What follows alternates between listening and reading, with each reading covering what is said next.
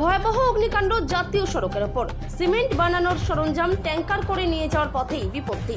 ঘটনাটি ঘটে চোপড়া থানা এলাকায়। উত্তর দিনাজপুর জেলার চোপড়া এলাকায় জাতীয় সড়কে একটি সিমেন্ট বানানোর ছাই বোঝাই গাড়িতে ভয়াবহ অগ্নিকাণ্ডের ঘটনা ঘটে। শনিবার হঠাৎ করে এই গাড়িটিতে আগুন ধরে যায় এবং মুহূর্তের মধ্যেই দাউ দাউ করে জ্বলতে শুরু করে।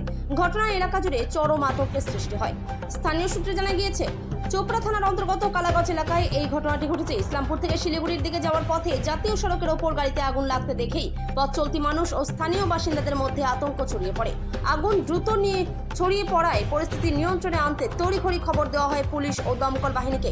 এরপর দমকলের ইঞ্জিন ঘটনাস্থলে এসে দীর্ঘ চেষ্টার পর আগুন নিয়ন্ত্রণে আনে। তবে কী কারণে গাড়িতে আগুন লাগে তা এখনো স্পষ্ট নয়। যান্ত্রিক ত্রুটির কারণে সম্ভাব্য এই ঘটনা ঘটতে পারে বলে মনে করছেন মানুষ। পুরো ঘটনা তদন্ত শুরু করেছে পুলিশ।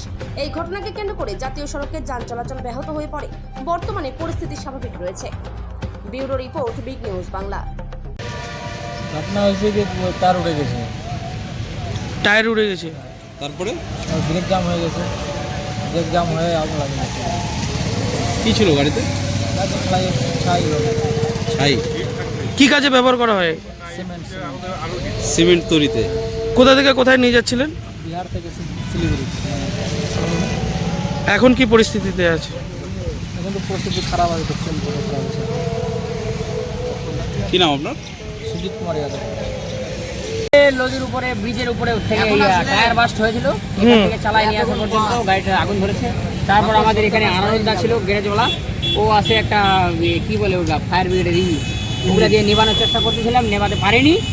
আর এটাই আমাদের মানে প্রবলেম, আফসোস যে এখনো পর্যন্ত আমাদের চোপড়াতে একটা ফায়ার ব্রিগেডের গাড়ি নাই। আজকে যদি এখানে একটা ফায়ার ব্রিগেডের গাড়ি থাকতো তাহলে এই গাড়িটা কখনো পুড়তো না, এতগুলো ক্ষতি হইতো না। হ্যাঁ, কিসের গাড়ি এটা? এটা হলো সিমেন্টের গাড়ি, সিমেন্টের কেমিক্যাল আছে বলে ভিতরে। ড্রাইভারকে বললাম, ড্রাইভারকে দেখা পাইলাম ওখানে। এটা কোন জায়গায়? জায়গাটা কোথায়? চোপড়া রাঙাগড়। আপনার নাম? আমার নাম রফিকুল আলম, আমার বাড়ি নারায়ণপুর।